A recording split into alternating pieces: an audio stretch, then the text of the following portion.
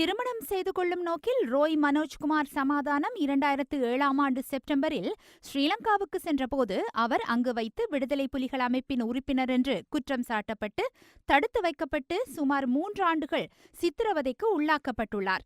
இவர் ஸ்ரீலங்கா சென்றிருந்தபோது இவரது வீட்டை முற்றுகையிட்ட போலீசார் நண்பரின் வர்த்தகத்துக்காக சிங்கப்பூரில் இருந்து இவர் இறக்குமதி செய்திருந்த சுமார் 600 கையடக்க தொலைபேசிகளையும் ரோயிடமிருந்து கைப்பற்றியிருந்தனர்.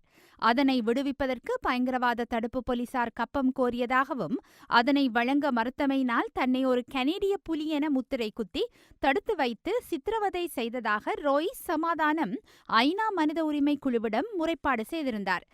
பயங்கரவாத தடுப்புச் சட்டத்தின் கீழ் ஸ்ரீலங்காவின் தேசிய பாதுகாப்புக்கு அச்சுறுத்தல் என்று குற்றம் சாட்டப்பட்டு 3 ஆண்டுகள் தடுத்து வைக்கப்பட்டிருந்த இவர் மீது மோசமான சித்திரவதைகளும் மேற்கொள்ளப்பட்டதாக ஐநா குழுவிடம் தெரிவிக்கப்பட்டிருந்தது. முதலில் தொழில்நுட்பம் வாய்ந்த தொலைத்தொடர்பு சாதனங்களை கொள்வனவு செய்திருந்தார் என்ற குற்றச்சாட்டு இவர் மீது முன்வைக்கப்பட்டிருந்த போதிலும் பின்னர் இவர் முக்கியஸ்தர் ஒருவரை படுகொலை செய்வதற்கு திட்டம் தீட்டினார் என்றும் பழி சுமத்தப்பட்டது. இவை அனைத்தையும் பொய்யென கனடாவின் த நேஷனல் போஸ்ட் பத்திரிகைக்கு தெரிவித்த ரோய் சமாதானம் தடுப்பு காவலில் விலங்கிடப்பட்டு வைக்கப்பட்டிருந்த தனக்கு போலீசார் மோசமான இடங்களில் தாக்கியும் உதைத்தும் துப்பாக்கிகளால் இடித்தும் குழாய்களினால் அடித்தும் துன்புறுத்தியதாகவும் தெரிவித்தார்.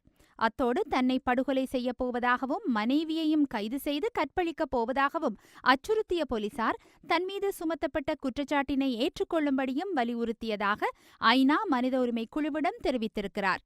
இறுதியில் இலத்திரனியல் கருவிகளை இறக்குமதி செய்தார் என்ற குற்றச்சாட்டினை ஏற்றுக்கொண்டு அதற்கான தண்ட பணத்தினையும் செலுத்திய அவர் 2011ஆம் ஆண்டு மீண்டும் கனடாவுக்கு திரும்பியிருக்கிறார். முறையற்ற வகையில் ஸ்ரீலங்கா படையினரின் சித்திரவதைக்குள்ளான இவருக்கு நஷ்ட ஈட்டினை ஸ்ரீலங்கா அரசு வழங்குவது மட்டுமன்றி அது குறித்த பொது அறிவிப்பினையும் மேற்கொள்ள வேண்டுமென ஐநா மனித உரிமைகள் குழு பரிந்துரைத்துள்ளது.